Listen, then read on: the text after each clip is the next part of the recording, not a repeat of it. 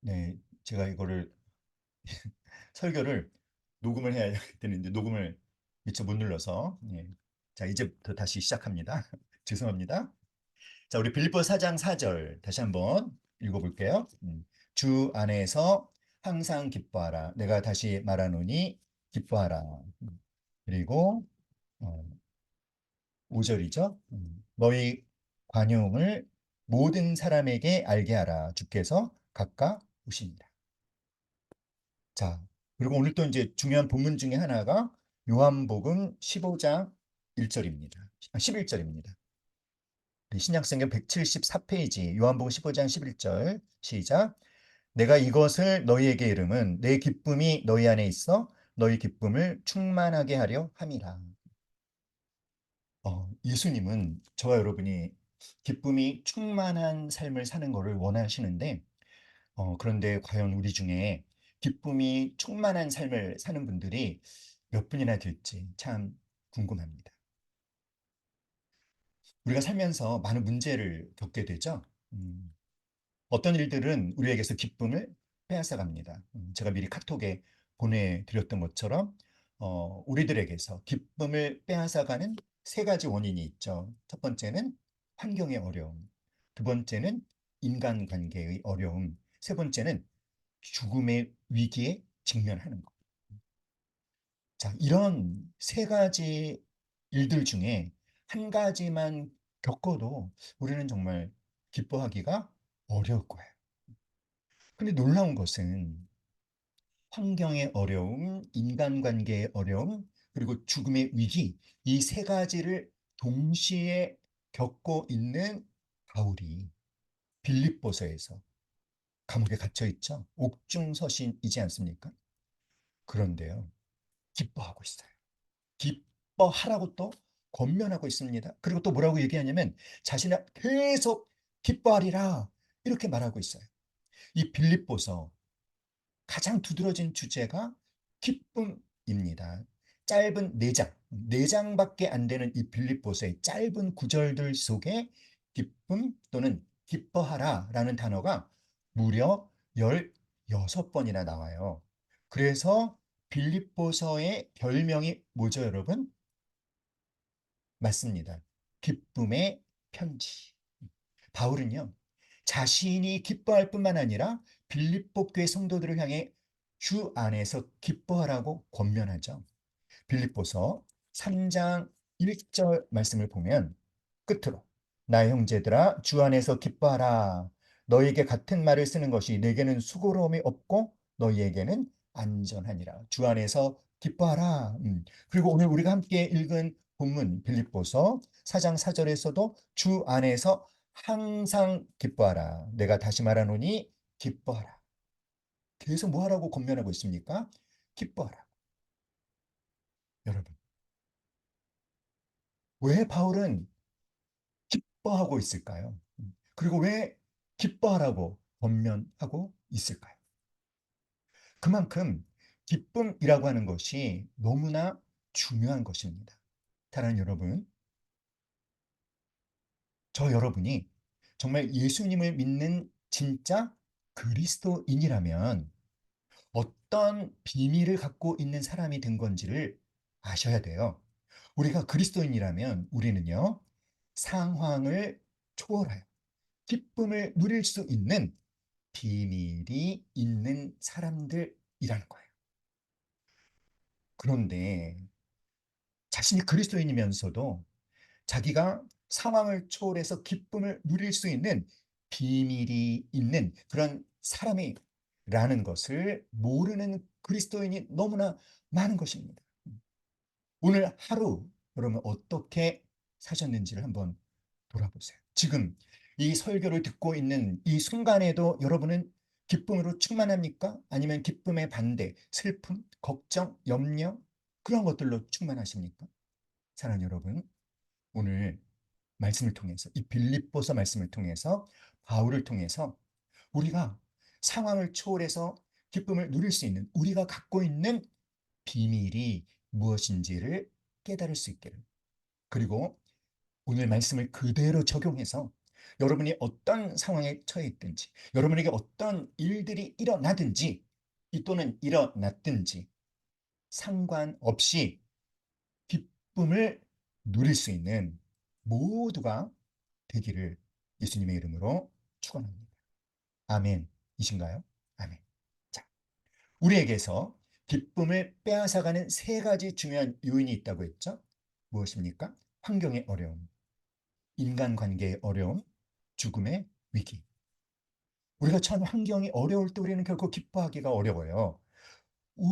왜냐하면 우리는 환경에 영향을 받는 사람들이잖아요. 그렇죠?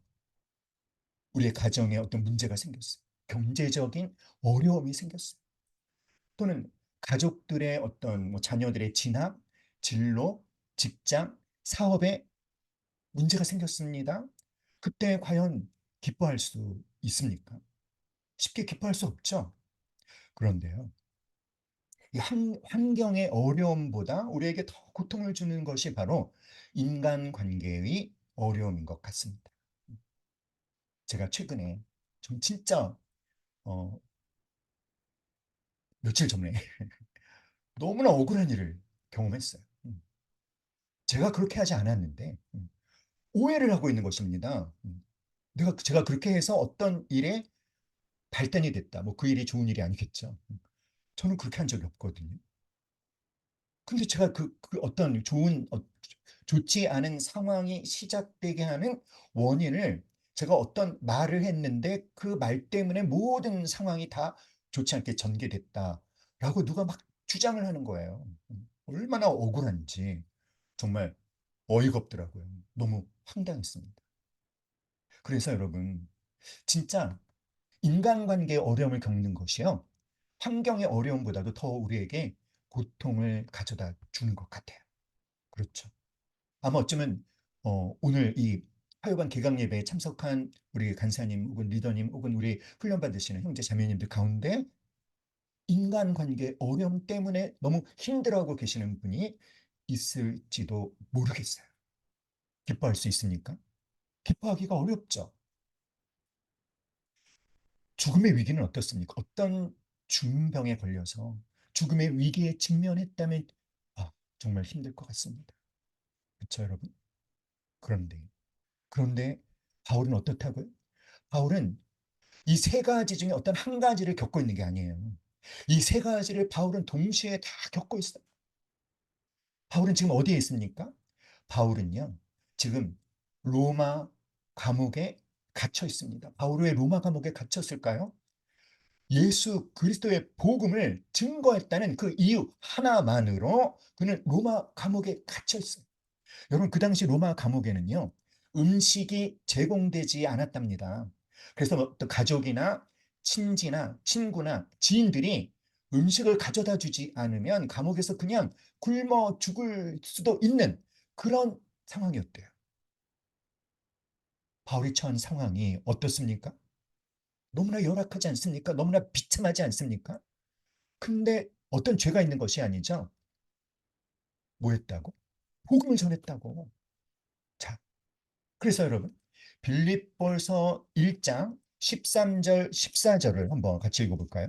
빌립보서 1장 13절 14절 시작. 이러므로 나의 매임이 그리스도 안에서 모든 시위대 안과 그 밖의 모든 사람에게 나타났으니 형제 중 다수가 나의 매임으로 말미암아 주 안에서 신뢰함으로 겁없이 하나님의 말씀을 더욱 담대히 전하게 되었느니라. 나의 매임이 지금 자신이 어떻게 되어 있다? 감옥 안에 쇠사슬로 매여 있다는 거예요.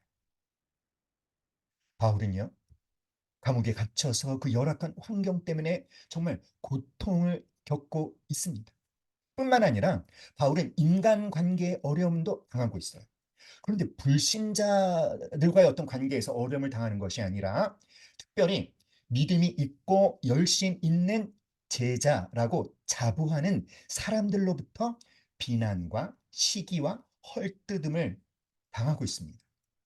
빌립보서 1장 15절, 17절 한번 같이 읽어볼까요? 빌립보서 1장 15절, 17절입니다. 시작. 어떤 이들은 투기와 분쟁으로 어떤 이들은 착한 뜻으로 그리스도를 전파하나니 이들은 내가 복음을 변증하기 위하여 세우심을 받은 줄 알고 사랑으로 하나 그들은 나의 매임에 괴로움을 더하게 할 줄로 생각하여 순수하지 못하게 다툼으로 그리스도를 전파하느니라. 여러분, 바울이 감옥에 갇히자마자 그것을 아주 고소하게 생각하면서 좋아하는 자들이 있었습니다. 그들은요, 이제까지 너무나 능력이 탁월한 바울 때문에 가리워져서 빛을 보지 못하던 자들이었어요. 바울 때문에 자신들이 드러나지 않고 있었던 그런 사람들. 그런데 이제 바울이 어떻게 되었습니까? 감옥에 죄수로 갇히자 이제 바울은 영적 지도자로서의 자격을 잃어버렸다라고 주장하면서 이제 당신들의 영적 지도자는 우리들입니다. 그러면서 예수님의 복음을 전하는데 좋은 동기로 전하는 것이 아니라 바울을 시기해서, 바울을 질투해서, 바울이 감옥에 갇힌 틈을 타서 바울 대신에 그들의 어떤 영적 지도자가 되려는 그런 좋지 않은 동기로 복음을 전하는 사람들이 있었다는 것이죠. 그들은요, 어쩌면 바울에 대해서 중상모략을 했을 수도 있을 것 같습니다. 뭐라고 했을까요? 이렇게 말했을지도 모르죠. 여러분, 바울이 하나님의 뜻대로 제대로 잘 살았다면 어떻게 감옥에 죄수로 갇힐 수 있습니까? 바울이 감옥에 죄수로 갇힌 것은 그에게 뭔가 문제가 있기 때문입니다. 그는 이제 영적 지도자로서의 권위를 잃어버렸습니다. 이제 우리가 당신들의 지도자입니다. 라고 했을지도 모르겠죠.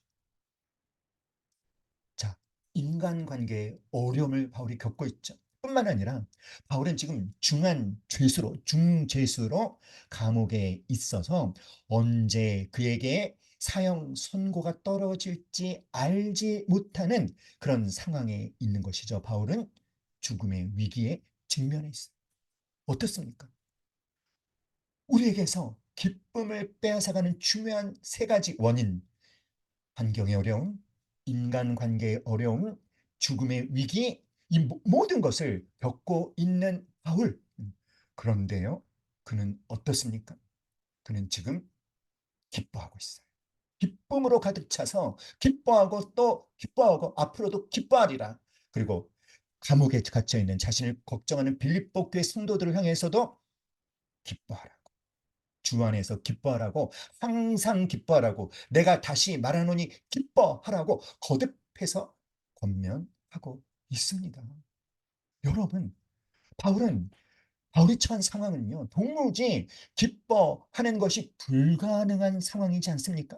그런 세 가지 어려움을 동시에 겪고 있다면 어떻게 기뻐할 수 있습니까? 기뻐하는 것은 정말 불가능한 상황이지 않습니까? 그런데도 바울이 이렇게 기뻐할 수 있었던 비밀은 무엇일까요? 그러므로 오늘 우리가 이 바울을 통해서 무엇을 깨닫게 되는 것이냐 하면 그리스도인들의 참된 기쁨의 비밀이 무엇인지를 알게 되는 것입니다. 여러분, 바울이 도무지 기뻐하는 것이 불가능한 상황 속에서도 기뻐할 수 있었던 비밀, 그것은요, 무엇일까요? 주 안에서입니다.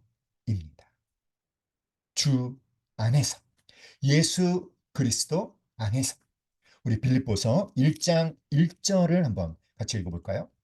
시작. 빌립보서 1장 1절입니다. 시작. 그리스도 예수의 종 바울과 디모데는 그리스도 예수 안에서 빌립보에 사는 모든 성도와 또한 감독들과 집사들에게 편지하노니. 여러분, 바울은 지금 어디에 있습니까? 바울은 지금 로마의 황제 시위대 감옥 안에 갇혀 있습니다. 그런데 바울은 그리스도 예수의 종 바울과 디모데는 로마의 감옥 안에서 빌립보에 사는 성도들에게 편지하노니라고 말하고 있지 않습니다. 바울은 로마의 감옥 안에서 빌립보에 사는 성도들에게 편지하노니라고 하지 않았고 뭐라고 했죠? 그리스도 예수 안에서 빌립보에 사는 성도들에게 편지하노니라고 말하고 있어요. 무슨 뜻입니까, 여러분?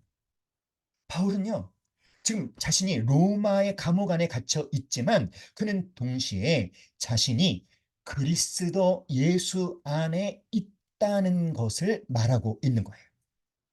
바울이 나는 그리스도 예수 안에 있습니다. 그리스도 예수 안에서라는 이 바울이 한 말은요.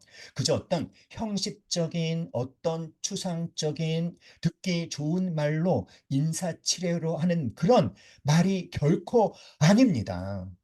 바울은요. 자신이 로마의 감옥 안에 있지만 그러나 자신은 또한 그리스도 예수 안에 있다는 사실을 알고 있어요. 바울은 예수님 안에 있습니다. 그리고 또한 예수님은 바울 안에 계십니다. 바울은 이 사실에 초점을 맞추고 있는 것입니다. 바울은 로마의 감옥이라는 우리에게서 기쁨을 빼앗아가는 환경의 어려움에 처해 있지만 자신의 초점을 그 불행한 환경에 맞추지 않고 있다는 것입니다. 바울은 무엇에 초점을 맞추고 있습니까? 바로 자신이 예수님 안에 있다는 것에, 그리고 자기 안에 계신 예수님에게 초점을 맞추고 있습니다. 바울은 자신의 초점을 자신이 처한 열악한 환경이나 자신이 당한 불행한 일들이나 자신에게 해코지를 하는 그 나쁜 사람들에게 초점을 맞추고 있는 것이 아니라 로마의 감옥이라는 비참한 환경에 초점을 맞추고 있는 것이 아니라 자기 안에 계신 예수님께 초점을 맞추고 있는 거예요.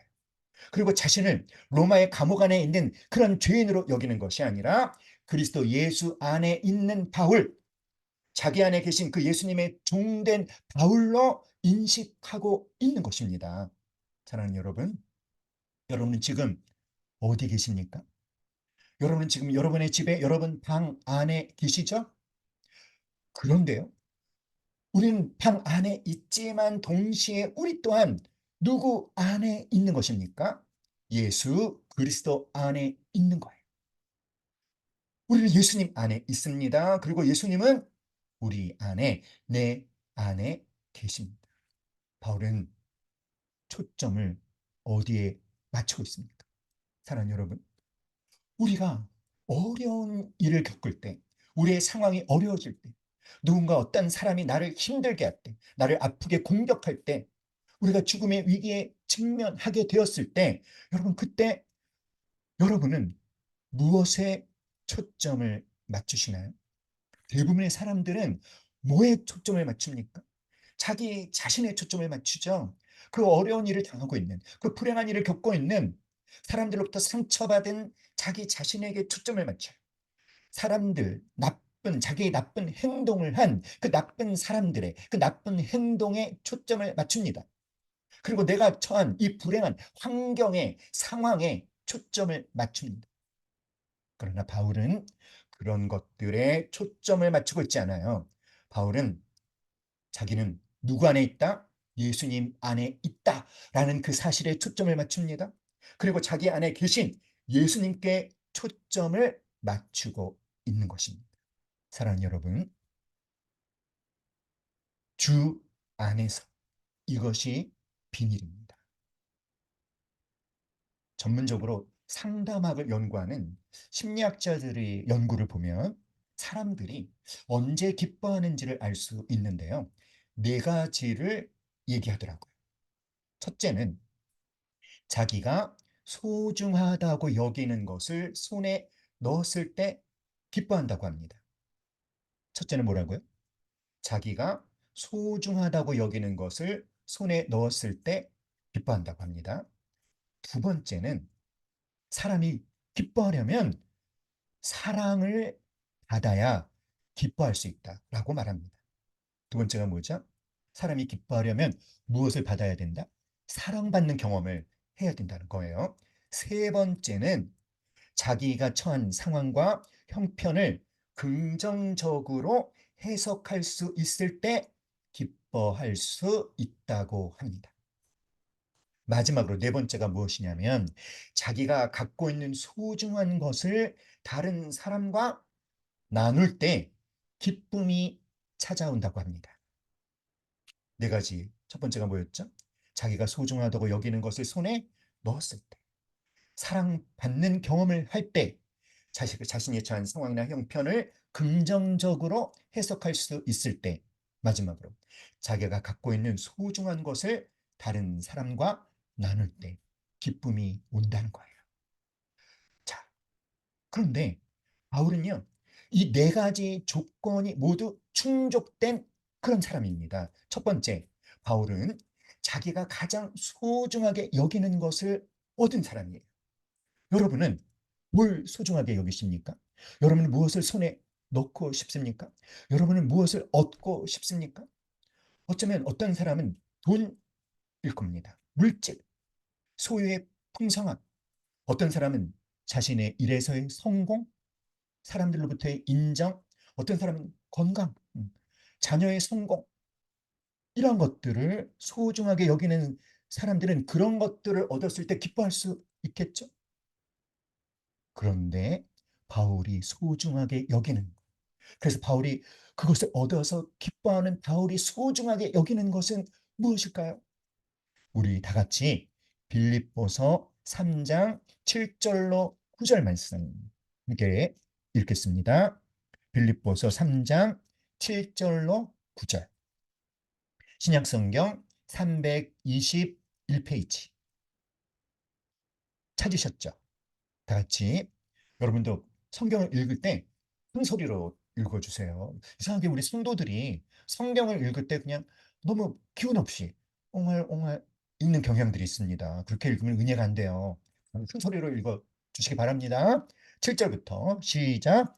그러나 무엇이든지 내게 유익하던 것을 내가 그리스도를 위하여 다 해로 여길 뿐더러 또한 모든 것을 해로 여김은 내 주 그리스도 예수를 아는 지식이 가장 고상하기 때문이라. 내가 그를 위하여 모든 것을 잃어버리고 배설물로 여김은 그리스도를 얻고 그 안에서 발견되려 함이니. 거기까지. 사랑하는 여러분, 바울에게 가장 소중한 분은 무엇입니까?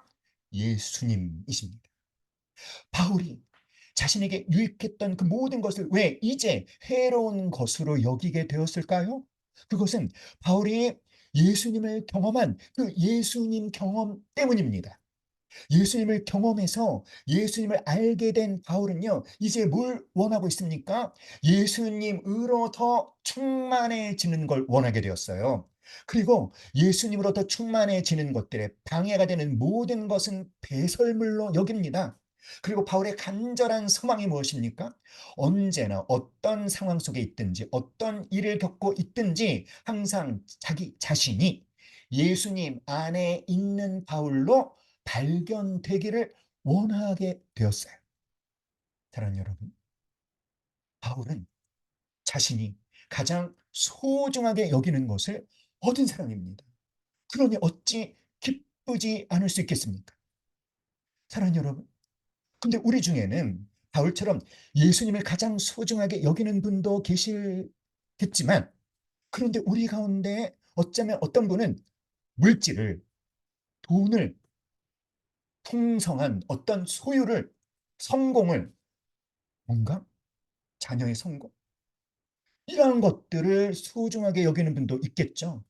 그것이 내 바람대로 얻었을 때는 기쁘고 행복하겠죠. 그런데 어떻습니까, 여러분? 물질이라고 하는 것이, 돈이라고 하는 것이 어떤 거예요? 가변적인 것 아닙니까?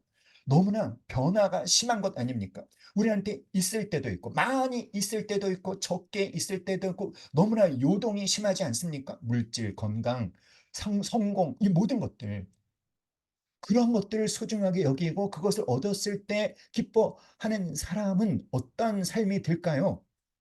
기쁨이 있었다가 없었다가, 행복했다가 불행했다가. 그러므로 여러분, 뭐가 지혜입니까? 지혜는요, 어떤 것을 소중하게 여기는 게 지혜입니까? 어떤 것에 가치를 두는 것이 지혜입니까? 영원한 것, 변하지 않는 것, 변함이 없는 것, 바로 그것을 소중하게 여기는 사람이 가장 지혜로운 사람인 줄 믿습니다. 변하지 않고 영원히 신실하신 바로 예수 그리스도를 소중하게 여기고 그 예수님으로 기뻐하는 사람은요, 지금도 기뻐할 수 있어요. 내일도 기뻐할 수 있어요. 그리고 언제도 기뻐할 수 있으니까 저 영원한 하나님 나라에 가서도 그 기쁨은 여전히 살아 움직일 수 있는 기쁨인 것입니다. 사랑하는 여러분, 바울은 바로 예수님을 가장 소중하게 여기고 그리고 그 예수님을 얻은 사람이기 때문에 그는 기뻐할 수밖에 없는 거예요. 할렐루야. 사랑하는 여러분, 바울에게 중요한 것은 자신이 로마의 감옥 안에 갇혀 있다는 것이 아닙니다. 바울에게 가장 소중한 예수님이 자기 안에 살아계시고 자신은 그 예수님 안에 있다는 그 사실만이 바울에게 가장 중요했고, 바울은 자신의 모든 시선을 바로 그 사실에 그 예수님에게 집중하고 있는 거예요. 그래서 바울은 로마의 감옥이라는, 인간관계의 어려움이라는, 죽음의 위기의 측면이라는 온갖 기쁨을 빼앗아갈 수 있는 것들로 가득 찬 환경 속에 있지만, 그러나 우리가 깨닫게 되는 것이 무엇이죠? 바울이 예수님 안에 있다는 사실에 초점을 맞추고 있을 때, 바로 그 예수님에게 초점을 맞추고 있을 때, 자기가 예수님 안에 있다는 사실을 그가 온전히 인식하고 있을 때 누리는 그 기쁨은 환경의 어려움도, 인간관계의 어려움도, 죽음의 위기에 직면한 것도 바울에게 있는 그 예수님으로 인한 그 기쁨을 빼앗아갈 수 없다는 이 놀라운 사실을 오늘 우리는 바울을 통해서 깨닫게 되는 것입니다. 사랑하는 여러분, 여러분 예수님이 여러분 안에 계신다는 것, 그냥 그럴지도 몰라, 그랬으면 좋겠어, 그런 것 같아, 가 아니에요. 바울이 예수님 안에 있고 예수님이 바울 안에 계셨던 것처럼 우리는 예수님 안에 있고 우리 안에 예수님이 계신 것은 팩트입니다. 믿습니까, 여러분? 그러므로 여러분 선택하세요. 무엇에 초점을 맞출 건지 선택하느냐에 따라서 기쁨을 누릴 수도 있고 기쁨을 누리지 못할 수도 있는 것입니다. 선택은 당신의 몫인 것. 사랑하는 여러분, 또한 바울은요, 자신이 가장 소중하게 여기는 그 예수님의 사랑을 받은 사람입니다. 그 예수님의 사랑을 지금도 받고 있는 사람입니다. 앞으로도 계속 예수님의 사랑을 받게 되는 사람입니다. 이 땅에서뿐만 아니라 죽은 다음에도 영원한 하나님 나라에서 영원히 그 예수님의 사랑을 받게 될 사람이라는 것을 바울은 잘 알고 있습니다. 사람들이 어떨 때 기뻐할 수 있다고요? 사랑받는 경험을 할 때. 사랑하는 여러분, 갈라디아서 2장 20절 말씀 한번 찾아볼까요? 갈라디아서 2장 20절. 신약성경 304페이지. 다 같이 큰 소리로 시작. 내가 그리스도와 함께 십자가에 못 박혔나니 그런즉 이제는 내가 사는 것이 아니요 오직 내 안에 그리스도께서 사시는 것이라. 이제 내가 육체 가운데 사는 것은 나를 사랑하사 나를 위하여 자기 자신을 버리신 하나님의 아들을 믿는 믿음 안에서 사는 것이라. 아멘. 여러분, 바울에게 이 갈라디아서 2장 20절의 고백, 내가 그리스도와 함께 십자가에 못 박혔나니, 이것은요 바울에게 어떤 추상적인 개념이 결코 아니에요. 바울에게 이것은 사실입니다. 진짜입니다. 바울에게는 이 사실이 진짜인 것처럼 우리에게도 이것은 사실입니다. 우리가 예수님을 나의 구세주와 주인으로 영접하고 우리가 예수님을 내 안에 모셔드렸을 때, 여러분, 허물과 죄로 죽은 죄의 종노릇하고 사단의 종노릇하고 사망의 세력의 종노릇하던 우리 옛사람 또한 십자가에 못 박혔습니다. 믿습니까? 그래서 바울이 말하는 것처럼 이제는 내가 사는 것이 아니요 오직 내 안에 그리스도께서 사시는 것이다 라고 하는 이 바울에게 온전히 적용되는 이 사실이 누구에게도 적용되는 사실입니까? 우리에게도. 할렐루야. 사랑하는 여러분, 바울은 아주 확실하게 말하고 있어요. 내가 사는 것이 아니라 예수님께서 사신다. 그리고 바울은 자신의 주인이시고 생명이신 그 예수님이 자기를 어떻게 사랑하셨다라고 말하고 있습니까? 나를 사랑하사 나를 위하여 자기 자신을 버리신 하나님의 아들 예수님은 바울을 위하여 목숨을 버리시기까지 사랑하셨습니다. 하나님 아버지는 바울을 위하여 자신의 외아들을 주시기까지 바울을 사랑하셨습니다. 바울은 목숨을 주시기까지 자신을 사랑하시는 예수님이 자기 안에 계시며 자기를 떠나지 않는다는 사실을 알고 있습니다. 그리고 또한 바울은요, 목숨을 주시기까지 자기를 사랑하신 그 예수님의 심장으로 매 순간을 살고 있다고 고백하고 있어요. 빌립보서 1장 8절 말씀 함께 찾아볼까요? 빌립보서 1장 8절. 신약성경 318페이지 시작.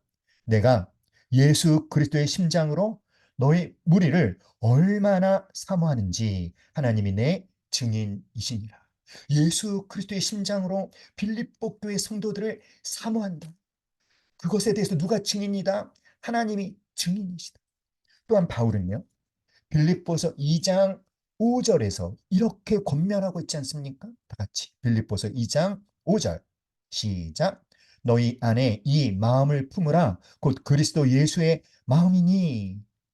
바울의 빌립보 성도들을 향해서 예수 그리스도의 마음을 품으라고 권면하는 까닭은 자신이 예수 그리스도의 마음을 품고 예수 그리스도의 심장으로 예수 그리스도의 마음으로 매 순간을 살고 있기 때문입니다. 예수 그리스도의 심장으로 예수 그리스도의 마음으로 살고 있는 바울에게서 너무나 당연한 결과가 무엇일까요? 예수님의 마음으로 사는 바울, 예수님의 심장으로 사는 바울에게서 너무나 당연한 결과 무엇입니까? 바로 예수님의 모습이 그대로 나타나는 것. 이것이 너무나 당연하지 않겠어요? 사랑하는 여러분, 과연 예수님의 심장으로 살고 있는 예수님의 마음을 품고 살고 있는 바울에게서 예수님의 모습이 그대로 나타나고 있는지 그렇지 아니한지 우리 한번 확인해 보십시다. 사랑하는 여러분, 확인해 보기 전에 자 먼저 이 이걸 한번 같이 생각해 볼까요? 뭐냐면 바울 안에 계신 예수님께서 바울이 로마의 감옥에 갇히기 훨씬 전 바울이 환경의 어려움, 인간관계의 어려움, 죽음의 위기에 직면하는 그 어려운 상황에 처하기 훨씬 전에 사실은 예수님께서 이 세 가지 어려움을 다 겪으셨어요. 그렇죠. 예수님이야말로 진짜 어려운 일들을 다 겪으셨습니다. 여러분 그때 예수님 어떻게 하셨습니까? 그 처참한 상황 속에서 예수님은요. 자신이 겪고 있는 끔찍한 일들에 초점을 맞추지 않으셨습니다. 예수님은요, 위를 향하여 초점을 맞추셨습니다. 하나님을 향하여 초점을 맞추셨습니다. 여러분, 겟세마네 동산에서 십자가의 잔을 놓고 예수님 하신 기도 다 알고 계시죠? 아버지, 할 수만 있으면 이 잔을 내게서 옮기시옵소서. 그러나 나의 원대로 마옵시고 아버지의 원대로 하옵소서. 예수님은 무엇에 초점을 맞추고 계십니까? 자기 자신에게 초점을 맞추고 계시지 않습니다. 예수님은 하나님께 초점을 맞추고 계시지 않습니까? 하나님의 뜻에 초점을 맞추고 계시지 않습니까? 하나님의 뜻이 이루어지는 것에 초점을 맞추고 계십니다. 예수님은 또한 그 처참한 상황 속에서 채찍질을 당하고 십자가에 못 박혀 끔찍한 고통을 겪으시면서도 예수님은 그 끔찍한 일들을 겪고 있는 자신에게 그 초점을 두지 않으시고 하나님께서 예수님에게 허락하신 사람들에게 초점을 두셨습니다. 여자여 보소서 아들이니이다. 십자가에 못 박혀 고통당하고 있는 그 예수님을 보면서 슬픔의 눈물을 흘리고 있는 마리아에게 그 옆에 있는 요한을 지적하며 여자여 보소서 아들이니 요한에게는 네 어머니다. 십자가에 못 박혀 고통당하는 자신을 걱정하는 그 마리아와 요한에게 오히려 그들의 남은 삶을 서로 의지하며 살라고 사랑의 관계로 연결시켜 주고 계시는 예수님이셨어요. 예수님은요, 당신의 모든 초점을 그 끔찍한 일들을 겪고 있는 자신에게 두지 않으셨고, 심지어는요, 자신을 폭행하고, 폭행하고 못 박는 사람들을 마음에 품으시고 하나님을 향해 기도하셨습니다. 아버지, 저들의 죄를 사하여 주옵소서.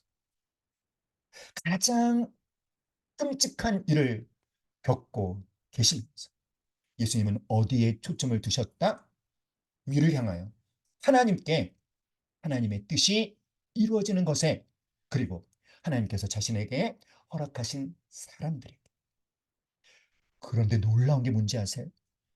바로 지금 바울에게서 바로 이런 예수님의 모습이 그대로 나타나고 있다는 것입니다. 우리 다 같이 빌립보서 1장 3절로 6절, 3절로 11절 읽어볼까요? 빌립보서 1장 3절로 11절입니다. 시작. 내가 너희를 생각할 때마다 나의 하나님께 감사하며 간구할 때마다 너희 무리를 위하여 기쁨으로 항상 간구함은 너희가 첫날부터 이제까지 복음을 위한 일에 참여하고 있기 때문이라. 너희 안에서 착한 일을 시작하신 이가 그리스도 예수의 날까지 이루실 줄을 우리는 확신하노라. 내가 너희 무리를 위하여 이와 같이 생각하는 것이 마땅하니 이는 너희가 내 마음에 있음이며 나의 매임과 복음을 변명함과 확정함에 너희가 다 나와 함께 은혜에 참여한 자가 됨이라. 내가 예수 그리스도의 심장으로 너희 무리를 얼마나 사모하는지 하나님이 내 증인이시니라. 내가 기도하노라. 너희 사랑을 지식과 모든 총명으로 점점 더 풍성하게 하사 너희로 지극히 선한 것을 분별하며 또 진실하여 허물 없이 그리스도의 날까지 이르고 예수 그리스도로 말미암아 의의 열매가 가득하여 하나님의 영광과 찬송이 되기를 원하노라. 모든 사람에게서 기쁨을 빼앗아가는 그 세 가지 일들을 다 겪고 있는 바울. 여러분, 그는 감옥 안에서 지금 무엇을 하고 있습니까? 그는요, 감사하고 있어요. 감사를 드리고 있어요.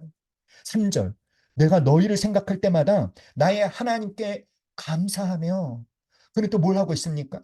기도하고 있습니다. 어떻게 기도하고 있습니까?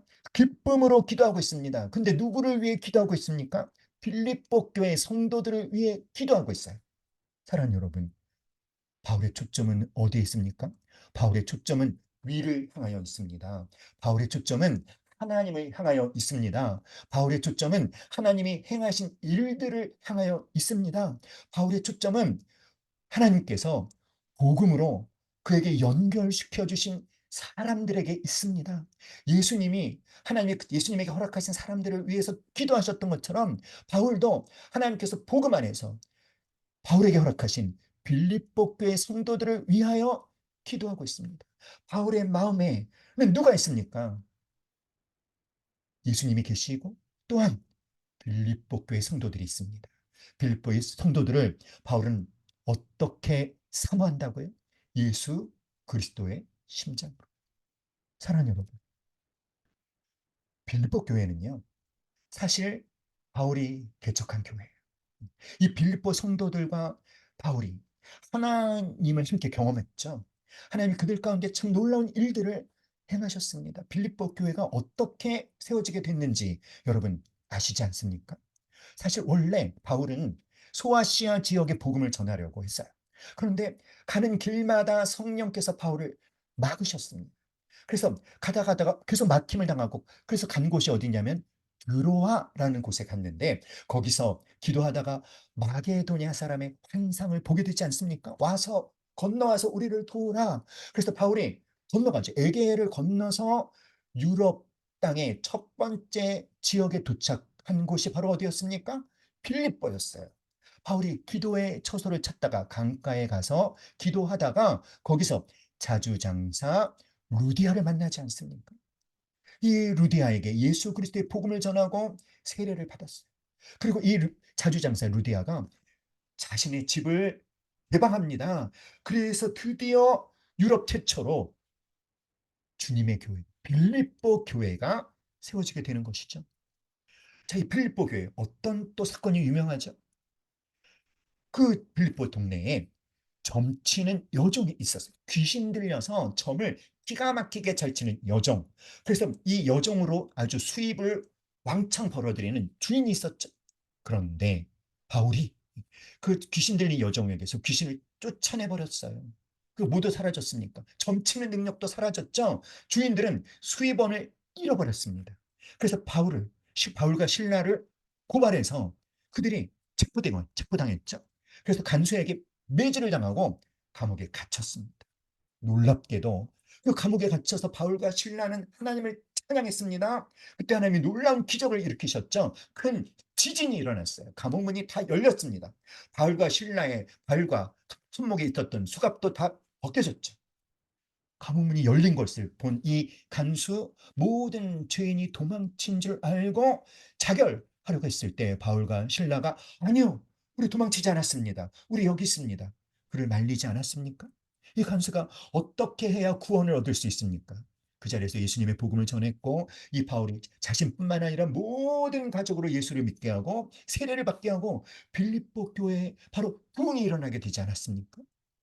바로 빌립보 교인들을 생각하면서 감옥 안에 있지만 빌립보 교인들을 생각하면서 하나님이 행하신 이 일들 때문에 바울은 기뻐하며 감사하며 복음의 열매인 빌립보 교회 성도들로 인하여 기뻐하고 있는 것입니다. 바울은 무엇에 초점을 맞추고 있습니까? 위를 향하여, 하나님을 향하여 하나님이 행하신 일들에 초점을 맞추고 있어요. 그리고 바로 자기 안에 계신 예수님께서 반드시 빌립보 교회 성도들 안에서 시작하신 그 착한 일을 예수님 다시 오시는 날까지 이루실 것에 대한 무엇을 갖고 있습니까? 확신을 갖고 있기 때문에 그는 또 기뻐하고 있는 것입니다. 바울이 그 어려운 그 처참한 상황 속에서 뭐에 초점을 맞추고 있는지를 보셔야 되는 겁니다. 그리고 예수 그리스도의 심장으로 나는 그대들을 사랑합니다 라고 말하면서 9절, 10절, 11절에 바울은 뭘 하고 있습니까? 빌립보 교회 성도들을 위하여 기도하고 있는 거예요. 너희들의 사랑이 점점 더 풍성해지기를 원한다. 너희가 지극히 선한 것을 분별해서 진실 때에 예수님의 날까지 이르기를 원하고 너희도 또한 내가 예수님으로 사는 것 같이 너희도 또한 예수님으로 말미암아 의의 열매가 가득하여 하나님의 영광과 찬송이 되기를 원한다라고 이 열정적인 진심 어린 기도를 하고 있어요. 누구의 모습이 이게 누구의 모습이 바울을 통해 나타나고 있는 것입니까? 예수님의 모습이 바울을 통해 그대로 재현되고 있지 않습니까, 여러분? 사랑하는 여러분, 질문합니다. 다시 한번 묻습니다. 여러분은 무엇에 초점을 맞추고 있습니까? 어려운 일을 겪을 때, 안 좋은 일들이 일어날 때, 나의 상황이 안 좋을 때, 내가 환경의 어려움을 만날 때, 인간관계에 어려운 일들을 겪을 때, 죽음의 위기에 직면해 있을 때, 여러분, 지혜를, 지혜를 얻으시기 바랍니다. 무엇에 초점을 맞출 것인지 지혜롭게 선택하실 수 있기를 간절히 기도드립니다. 사랑하는 여러분, 바울은요, 바울이 처한 그 상황에서도 바울이 가장 소중하게 여기는 것이 다른 사람들에게 전파되고 있다는 사실 때문에 그는 또 기뻐하고 있습니다. 아까 제가 말씀드렸죠. 사람들이 언제 기뻐한다고요? 자기가 소중하게 여기고 있는 것을 어떻게 할 때? 다른 사람과 나눌 때 기뻐할 수 있어요. 우리 빌립보서 1장 12절로 18절까지 같이 읽어볼까요? 시작. 형제들아, 내가 당한 일이 도리어 복음 전파에 진전이 된 줄을 너희가 알기 원하노라. 이러므로 나의 매임이 그리스도 안에서 모든 시대 안과 그 밖의 모든 사람에게 나타났으니 형제 중 다수가 나의 매임으로 말미암아 주 안에서 신뢰함으로 겁없이 하나님의 말씀을 더욱 담대히 전하게 되었느니라. 어떤 이들은 투기와 분쟁으로, 어떤 이들은 착한 뜻으로 그리스도를 전파하느니, 이들은 내가 복음을 변증하기 위하여 세우심을 받은 줄 알고 사랑으로 하나, 그들은 나의 매임에 괴로움을 더하게 할 줄로 생각하여 순수하지 못하게 다툼으로 그리스도를 전파하느니라. 그러면 무엇이냐? 거칠애로 하나 참으로 하나 무슨 방도로 하든지 전파되는 것은 그리스도니, 이로써 나는 기뻐하고 또한 기뻐하리라. 할렐루야. 사랑하는 여러분, 바울은요, 자신이 지금 감옥 안에 갇혀 있지만, 그래서 복음을 전하기 위해서 부름받은 자신이 모든 이방인을 향해, 모든 세계를 향해 복음을 전하라고 부름받은 자신의 이 사명이 뭔가 가로막힌 것처럼 보이지만, 어떤 장애물에 딱 막혀버린 것처럼 보이지만 그렇지 않다는 것을 너희들이 알았으면 좋겠다, 이렇게 말하고 있어요. 그게 바로 12절입니다. 12절 다시 읽어볼까요? 형제들아, 내가 당한 일이 도리어 복음 전파에 진전이 된 줄을 너희가 알기 원하노라. 빌립보 교회 성도들은 바울이 복음을 전하다가 감옥에 갇힌 것 때문에 바울을 염려하기도 하고, 그리고 그 복음이 어떤 전파되는 것이 멈춘 수 있을지도 모르는 것에 대해서 염려하고 있지만, 오히려 바울은 어떤 얘기를 하고 있어요? 바울이 감옥에 갇힌 것이 오히려 복음에 무엇을 가져왔다? 진전이 됐다는 거예요. 자, 여기 이 진전이라는 단어는 어떤 뜻이냐면 전진한다라는 그런 뜻이에요. 이 전진한다는 게 뭐냐면, 군대가 앞으로 나가는데 앞에 나무 숲이 막고 있다면 나무를 자르고 치워서 장애물을 제거한다는 것입니다. 장애물을 제거함으로 군대가 계속해서 앞으로 나아가게 된다는 것을 뭐한다? 전진한다. 자, 바울이 감옥에 갇혔죠? 그러면 바울 통해서 복음을 전파하려고는 하려고 하는 하나님의 계획이 막힌 것처럼 보이죠. 그런데 바울은 그렇게 말하는 것이 아니에요. 막힌 것이 아니라 오히려 뭐하고 있다? 전진하고 있다. 사랑하는 여러분, 바울이 감옥에 갇혀서 뭘 했습니까? 옥중서신, 빌립보서, 에베소서, 빌레몬서, 디모데후서, 옥중서신을 썼어요. 바울이 감옥에서 쓴 그 편지가 지금까지도 수많은 사람에게 예수 그리스도의 복음을 전하는 성경 말씀으로 놀랍게 사용되고 있지 않습니까? 사랑하는 여러분, 바울은 뭐라고 얘기합니까? 13절에 이러므로 나의 매임이, 자신이 감옥에 갇힌 것이 그리스도 안에서 예수님 때문에, 예수님으로 말미암아 모든 시위대 안과 그 밖의 모든 사람에게 나타났다는 거예요. 자, 여러분, 이 모든 시위대는요, 왕을 경호하는 군사들을 가리킵니다. 이 왕을 경호하는 이 군사들, 이 군사들은 로마의 사상으로 훈련된 아주 엘리트 군사들, 가장 높은 보수를 받는 엘리트들이었어요. 바울의 감옥을 지키던 군인들은 로마 황제의 경호원 중에서 선발되었는데, 그들은 가장 높은 보수를 받는 엘리트들이었습니다. 그들이 감옥에서 12년을 복무한 다음에 로마 제국의 지도자들이 되었다고 합니다. 바울은 좋은 환경에서 설교를 하지 못했어요.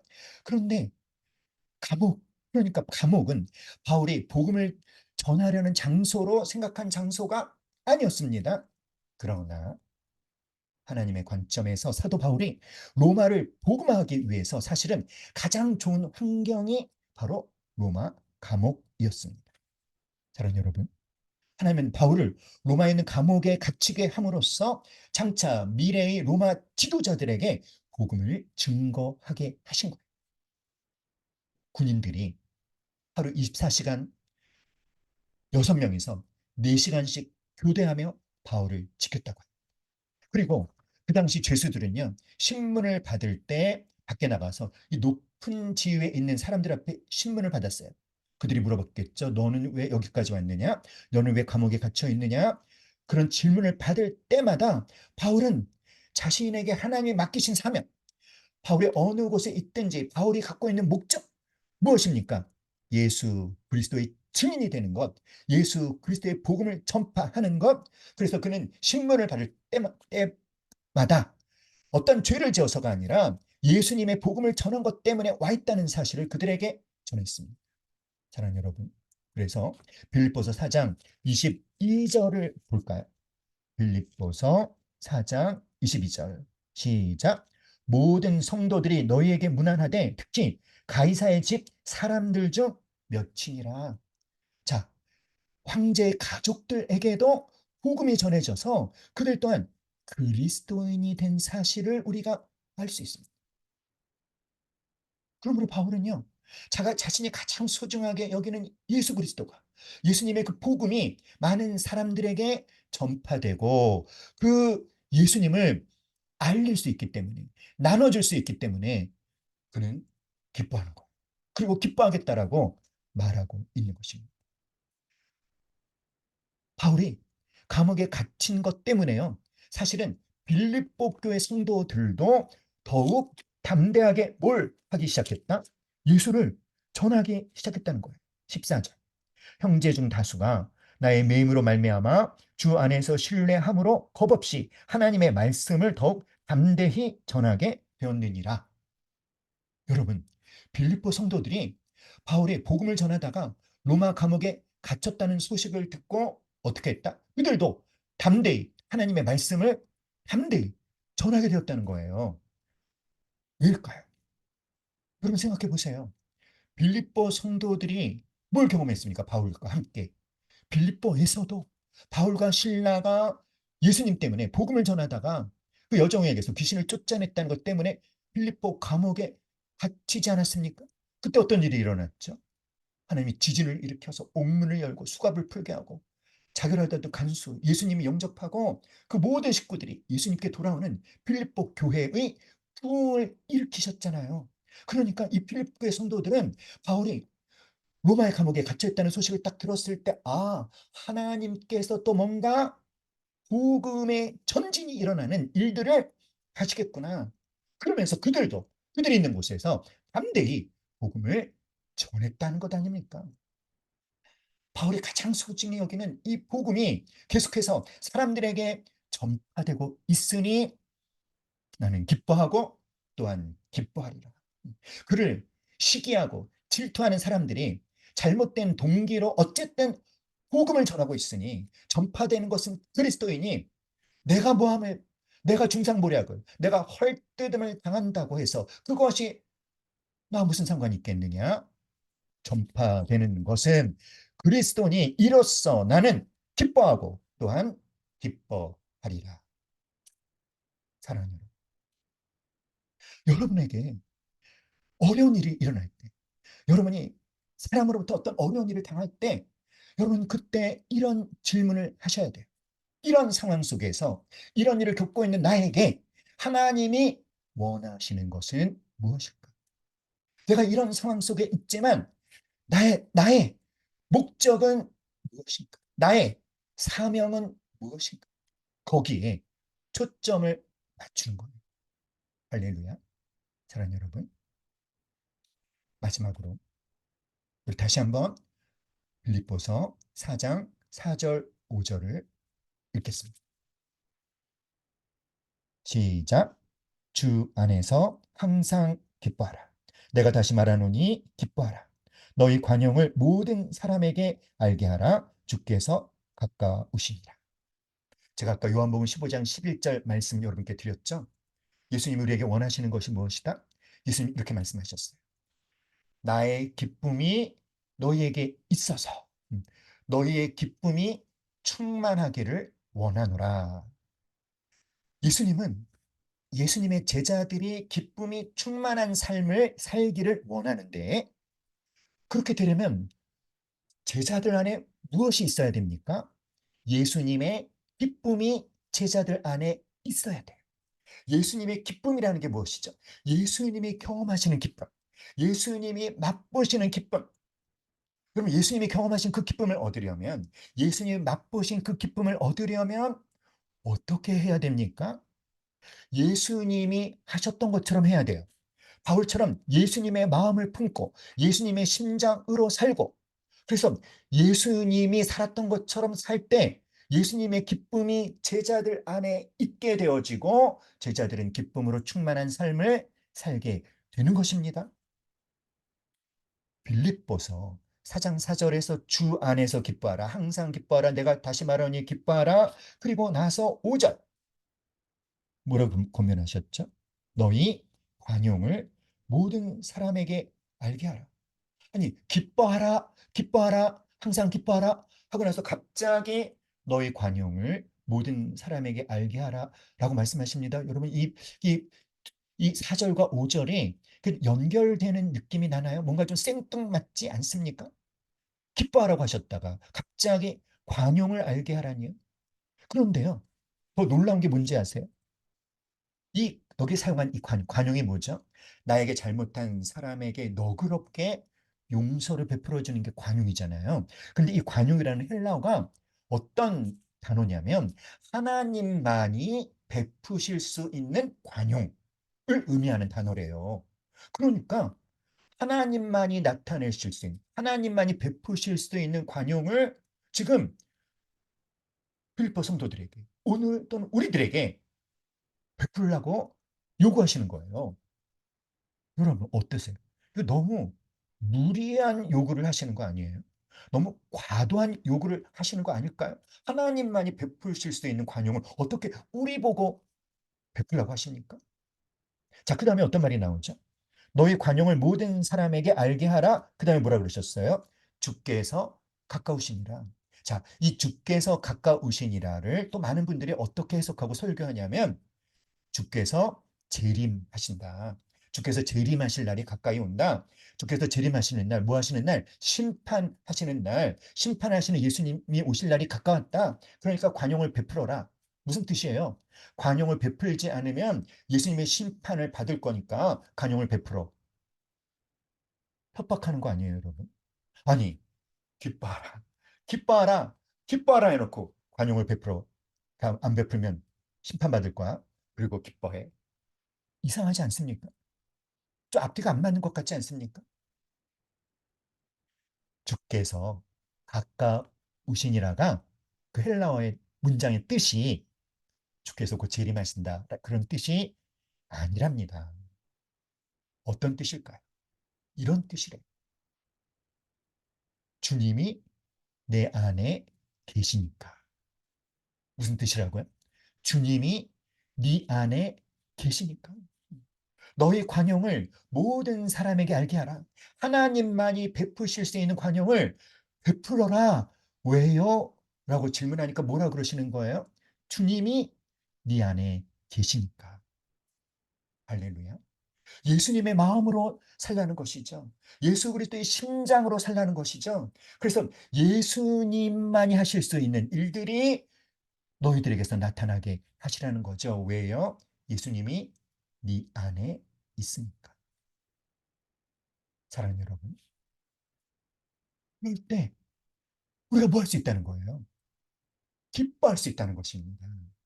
예수님이 사셨던 것처럼 우리가 내가 도무지 용서가 안 되는, 용납이 안 되는 그런 사람들에게 나 내가 사는 것이 아니라 예수님으로 살기 때문에 그 예수님을 나타내려고 예수님의 마음으로 예수님의 심장으로 나를 통해서 예수님이 나타나게 하시도록 예수님이 나에게 베풀어 주신 관용을 우리가 누군가에게 베풀 때 무엇이 따라온다는 것입니까? 세상이 줄 수 없는 기쁨이 온다는 거예요. 할렐루야. 사랑하는 여러분, 여러분은 주님 안에 계십니까? 여러분은 예수님 안에 있습니까? 여러분은 여러분 안에 예수님이 계신다는 것을 믿습니까? 그렇다면 사랑하는 여러분, 여러분에게서 여러분에게서 기쁨을 빼앗아가는 환경의 어려움, 인간관계의 어려움, 죽음의 위기에 직면하는 그러한 일들을 겪을 때 바울이 했던 것처럼 초점을 그 사실에 맞추시길 바랍니다. 나는 예수님 안에 있다는 것. 그리고 내 안에 계신 예수님에게 초점을 맞추시기를 바랍니다. 예수님이 끔찍한 일들을 겪으실 때 위를 향하여 초점을 맞추셨던 것처럼, 하나님을 향하여 초점을 맞추셨던 것처럼, 하나님의 뜻이 이루어지는 것을 향하여 초점을 맞췄던 것처럼, 여러분 또한 어려운 일들을 겪을 때 위를 향해, 하나님을 향해, 하나님이 이루신 일들을 향해, 하나님의 뜻이 이루어지는 것을 향해 초점을 맞추시기를 주님의 이름으로 기도합니다. 그리고 하나님이 내게 허락하신 사람들을 향해 초점을 맞추실 수 있기를 간절히 기도합니다. 그래서 예수님의 심장으로 사는 우리들, 예수님의 마음으로 사는 우리들, 나에게서 예수님이 그대로 재현되는 그런 삶을 사는 저와 여러분이 되어서 예수님처럼, 바울처럼 상황을 초월하여 기쁨을 누리는 그런 기쁨의 사람들, 주의어로 살 수 있기를 주님의 이름으로 축원합니다.